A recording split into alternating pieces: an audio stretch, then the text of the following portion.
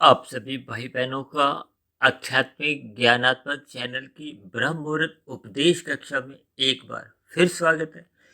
आज की चर्चा का देखिए प्रत्यक्ष रूप से कुछ भी विषय ही नहीं है।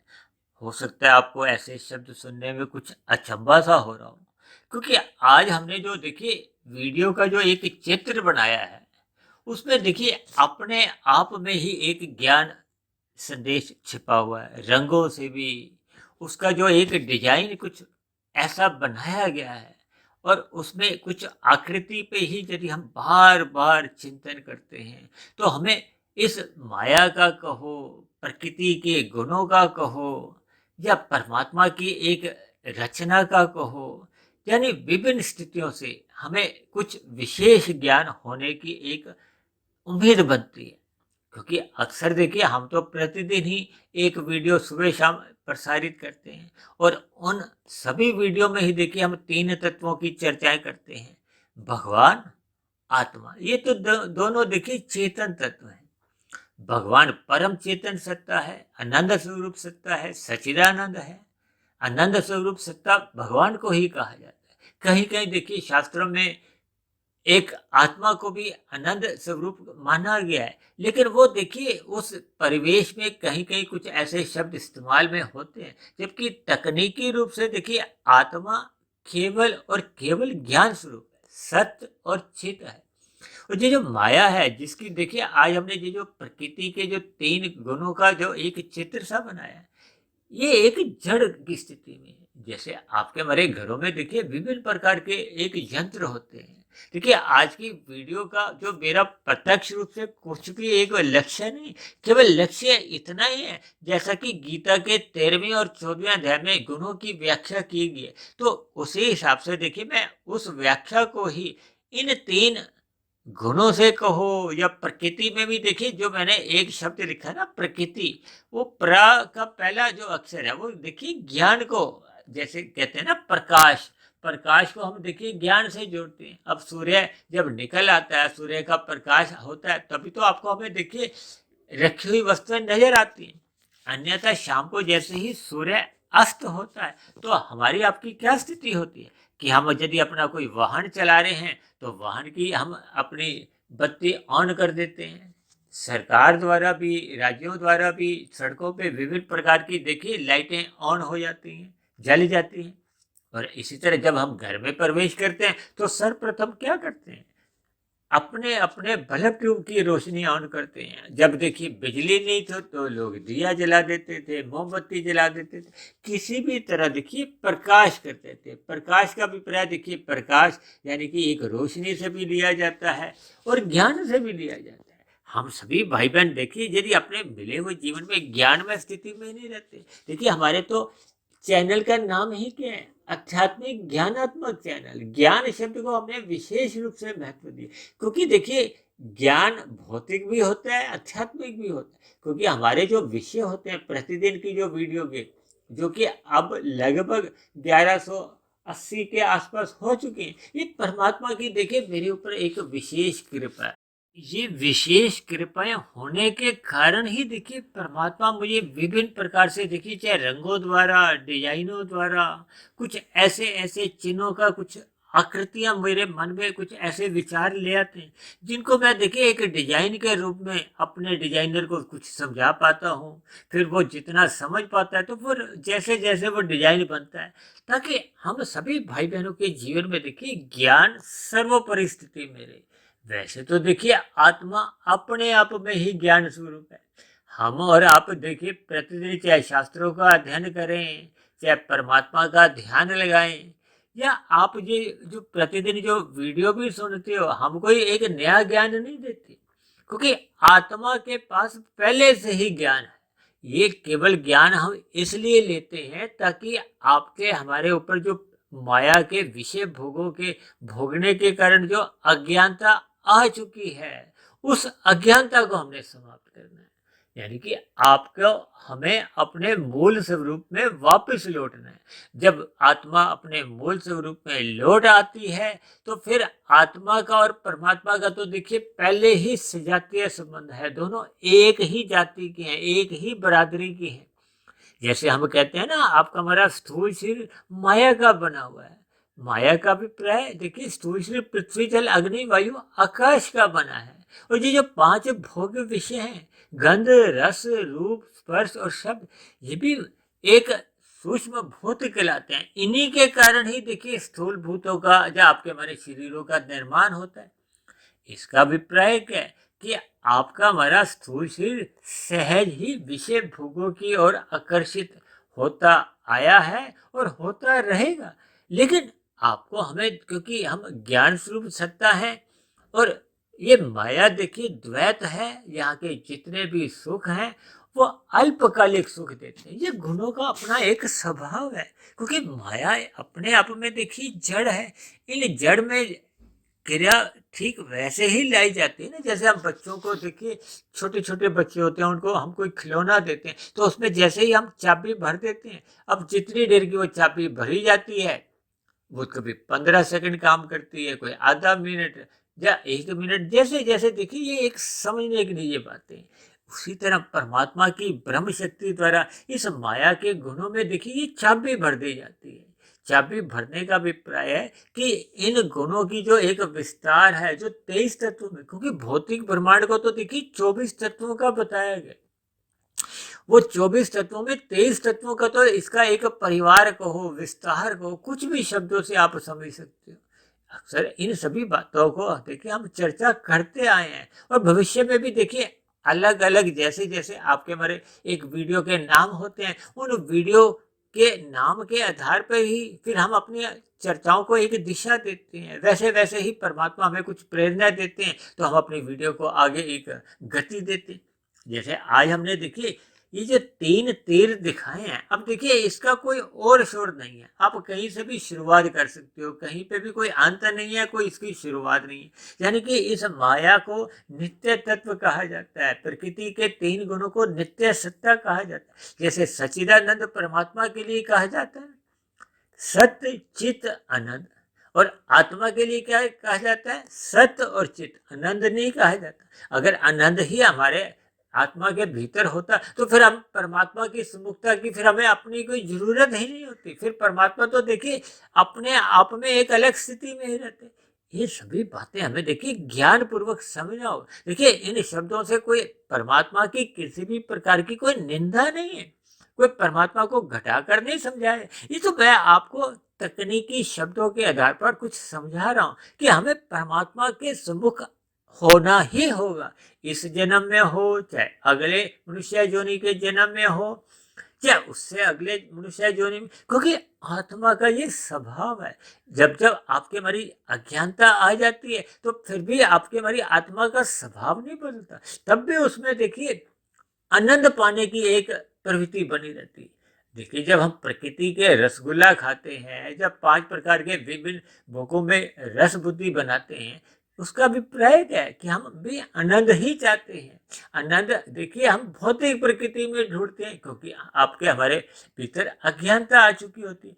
हम परमात्मा को सम्मुख हो नहीं पाते, क्योंकि आपके हमारी आत्मा का जो एक ज्ञान है वो ढक चुका होता है। जब ढक जाता है तो फिर हम प्रकृति के जो 3 गुण जैसे जैसे चल रहे होते हैं, हम उन गुणों की ओर आकर्षित होते हैं। और इन 3 गुणों में भी हम किस गुण की ओर आकर्षित होते हैं, रजोगुण की ओर। तभी तो ये रजोगुण को देखिए एक रंगीन रंग से दिखाया। ये संसार की एक रंगीनियां हैं, आकर्षण है, मेले हैं, माल है। ये किन भी शब्दों से आप इस संसार को आप समझ सकते हो। इसीलिए तो देखिए हमने जो 3 रंगों का जो खेल रचा है, जो प्रकृति की जो एक 3 स्थितियां दिखाई हैं, ये चक्र देखिए कैसे घूम रहा है। आप बार बार इस चित्र के ऊपर भी यदि अपना ध्यान केंद्रित करोगे, सदा इस चित्र को अपने दिमाग में मन मस्तिष्क में बैठा लोगे, तो आपको प्रकृति के आधे रहस्यों को तो वैसे ही बोध होने लगेगा। बशर्ते हमें इन सभी बातों पर अपना विशेष ध्यान केंद्रित करना होता है। जैसे देखिए हम कोई मैच देखते हैं, कभी कभी धारावाहिक देखते हैं, तो हम कितने एकाग्र हो जाते हैं। हम बीच में कभी कोई बच्चा भी बोलता है तो हम कहते हैं रुक जा, चाहे भले ही हम वो देखिए झूठी एक फिल्म देख रहे हैं, कल्पना पर आधारित वो देखिए धारावाहिक देख रहे हैं, या किसी भी प्रकार की देखिए कुछ ऐसी स्थितियां देख रहे हैं। अब ये जो विभिन्न प्रकार के जो मैच होते हैं, हालांकि इनके ऊपर भी देखिए किसी भाई बहन का कोई प्रश्न आया था, तो इस पर हम कोई अलग से वीडियो तैयार करेंगे। ये जो मैच भी होते हैं, ये वास्तव में इन मैचों का कुछ और ही उद्देश्य रहा था, लेकिन आज वर्तमान समय कल युग चल रहा है, तो अब ये स्थितियां एक मनोरंजन का साधन बन चुकी हैं, हार जीत से जोड़ दिया गया। इन सभी स्थितियों को हमें देखिए जब हम ज्ञान पूर्वक अध्ययन करते हैं, तो फिर हमें प्रकृति के 3 गुणों का जो एक रहस्य है वो समझ में आने लगता है। अब आप ध्यान से देखो, देखिए ये 3 रंगों की जो स्थिति है। अब तमोगुण को हमने काले रंग से इसलिए दर्शाया क्योंकि तमोगुण अज्ञानता का प्रतीक है। शाम को जैसे ही सूर्य अस्त होता है तो अंधकार सहज ही आने लगता है। अंधकार में आपको हमें कुछ दिखाई नहीं देता, सूझता नहीं, इसलिए तो हम लाइट जलाते हैं। इसलिए देखिए इसको काले रंग से दर्शाया। तमोगुण को इसलिए भी काले रंग से दर्शाया जाता है क्योंकि तमोगुण एक मोहनात्मक स्थितियां होती हैं। मोहनात्मक स्थितियों में देखिए विभिन्न प्रकार की एक स्थूल शरीर के स्तर पर विषय भोगों की वासना जन्म लेती है। तमोगुण को देखिए पदार्थों से भी जोड़ा जाता है। जितने भी ये जो पदार्थ आपके हमारे घरों में है, जो आपके हमारे भोग्य पदार्थ हैं, उनको देखिए तामस कहा गया है। इसी तरह हम सभी भाई बहनों के ये जो स्थूल शरीर है, जिसको आप कहते हैं ना पृथ्वी जल अग्नि वायु आकाश के, ये भी तो तामसी है। अब देखिए तमोगुण का जो एक तीर है, उसके बाद क्या है वो सतोगुण की ओर। देखिए हमने इनका एक क्रम क्या दिखाया कि जैसे ही अंधकार समाप्त होता है तो क्या आता है, उजाला आता है, सूर्योदय होता है। इसीलिए हमने तमोगुण के बाद की एक क्या स्थिति दिखाई है, सतोगुण की, जिसको हमने सफेद रंग से दर्शाया। इसीलिए तो देखिए हमने इन 3 तीरों के बीच में जो एक तीर जल रहे हैं, बीच में हमने एक प्रकृति लिखा है, उसमें भी हमने उनमें 3 वर्ण दिखाए हैं, प्रकृति। देखिए प्रकाश का हमने प्रा ले लिया है, यानी हमने सत्वगुण को दर्शाया, इसलिए हमने प्रा का रंग क्या दिखाया है, सफेद दिखाया है। सत्वगुण का रंग भी हमने सफेद दिखाया है। रात के बाद देखिए प्रकाश होता है, अंधकार के बाद उजाला सहज ही आता है। इन सभी स्थितियों का एक ज्ञान हमें समझना होगा। अब दूसरा अक्षर वर्ण क्या है, जैसे क्र। देखिए रजोगुण को क्रिया से जोड़ा जाता है, गति से जोड़ा जाता है, इसलिए हमने देखिए इस क्रिया का क्रिया से आप जोड़ सकते हो। देखिए ये मेरी कुछ अपनी कल्पनाएं हैं, क्योंकि इस कल्पना के आधार पर जैसे जैसे आपके मेरे ज्ञान की पुष्टि होती जाती है, तो उस ज्ञान को लेने में हमें कोई बुराई नहीं है। जैसे जैसे हम इन वर्णों द्वारा, इन रंगों द्वारा, इन आकृतियों द्वारा, यदि हमें शास्त्रों का मूल ज्ञान हमें आपका कारण शरीर में टिक जाता है, आपकी हमारी अज्ञानता मिट जाती है, तो फिर सहज ही आपका बड़ा प्रकृति के विषय भोगों से एक सहज ही वैराग्य की स्थिति उत्पन्न होती है।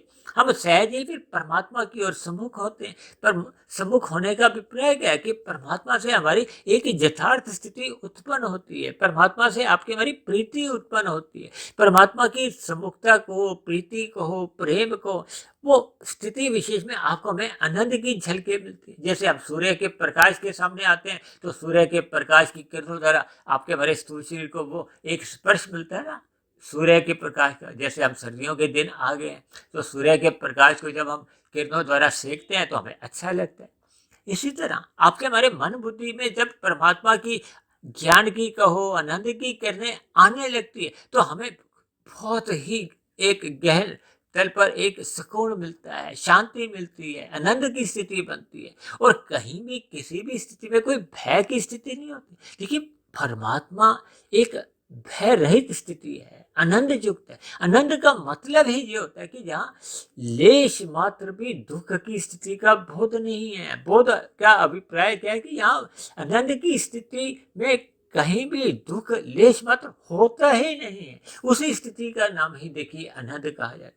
अब देखिए ना, सतोगुण के नीचे देखिए हमने रजोगुण की रंगीनियां दिखाई हैं। अब जैसे ही सतोगुण का समय समाप्त होता है, अब देखिए ब्रह्म मुहूर्त की स्थिति क्या है? सूर्य निकलने से पहले का जो एक स्थिति विशेष है उसको ब्रह्म मुहूर्त कहा जाता है। सूर्य निकलने के बाद के जो 2 घंटे 40 मिनट की स्थिति होती है उसको भी सतोगुण से जोड़ा जाता है, लेकिन वो आने वाले रजोगुण से प्रभावित होने लगता है। रजोगुण में देखिए क्रियाएं होनी आरंभ हो जाती है। हम सूर्य उगने के बाद, निकलने के बाद हम अपने देखिए मंजन करते हैं, दातुन करते हैं, नाश्ते की तैयारी करने लगते हैं, दफ्तर व्यवसाय में जाने के लिए विभिन्न प्रकार की हम गतिविधियां में लिप्त होने लगते हैं। यानी कि आपका हमारा सतोगुण समाप्ति की ओर है, रजोगुण एक प्रधान स्थिति में आने लगे। रजोगुण को क्रिया से जोड़ा जाता है, संसारी आकर्षणों से जोड़ा जाता है। हम दिन भर जो भागदौड़ करते हैं धन कमाने के लिए, ये किस लिए? 5 विषय भोगों की प्राप्ति के लिए। आपके हमारे जीवन में विभिन्न प्रकार की भोग्य इच्छाएं जन्म लेती हैं। ये सभी स्थितियों को देखिए मैंने रंगों से, आकृतियों से दिखाया। अब शाम को जैसे ही ये रजोगुण की स्थितियां पूर्ण हो जाती हैं तो फिर पुनः तमोगुण की स्थिति आती है, सूर्य छिप जाता है। इसी तरह आपका हमारा देखिए जीवन प्रतिदिन एक एक दिन हमारा आपका घटता जाता है, और ये जो मिला हुआ स्थूल शरीर का जो एक जीवन है या जीवन काल है, या स्थूल शरीर की एक आयु है, जो उसकी जो सांसें हैं वो एक दिन संपूर्ण हो जाती हैं। देखिए आपके हमारे स्थूल शरीर माता के गर्भ में ही एक कोशिका से आरंभ होता है। वो उस कोशिका में जो विकास वो आत्मा परमात्मा की शक्ति द्वारा ही होता है। देखिए भौतिक पदार्थ में जब कभी भी कोई एक क्रिया लाई जाती है, विकास होता है, वो जब तक आत्मा और परमात्मा की शक्ति उसमें मौजूद नहीं होती उसमें किसी भी प्रकार का कोई विकास नहीं होता।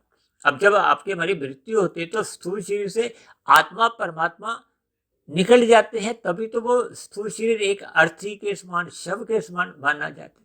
इन सभी स्थितियों पर हम देखिए ज्ञान पूर्वक जितना अधिक चिंतन करते हैं।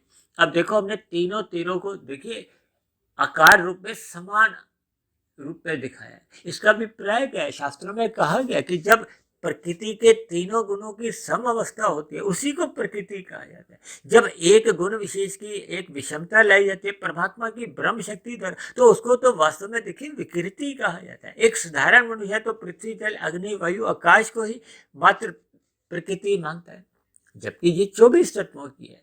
जैसे आपके हमारे 3 शरीर है, 5 तत्वों का आपका हमारा स्थूल शरीर है, 17 तत्वों का आपका हमारा सूक्ष्म शरीर है। 17 तत्वों में 5 भोगे विषय आते हैं, 5 ज्ञानेन्द्रियां, 5 कर्मेंद्रियां, 15 एक मन बुद्धि, ये 17, और 5 तत्व स्थूल शरीर के 17 और 5 22, और कारण शरीर अहंकार युक्त होता है। अहंकार का अभिप्राय जब हम देखिए कोई भी कर्म करते हैं फल पाने की इच्छा से, तो वो अहम भाव होता है कि इसका मुझे फल चाहिए, वो कारण शरीर अहंकार तत्व की प्रधानता होती है, तो वो 23वां तत्व है। इन 23 तत्वों में 24वां तत्व क्या है? ये तमोगुण, रजोगुण और सतोगुण के गुणों की एक इकाई जो हमेशा जो विद्यमान रहते हैं, तभी तो इन 3 गुणों को नित्य कहा जाता है।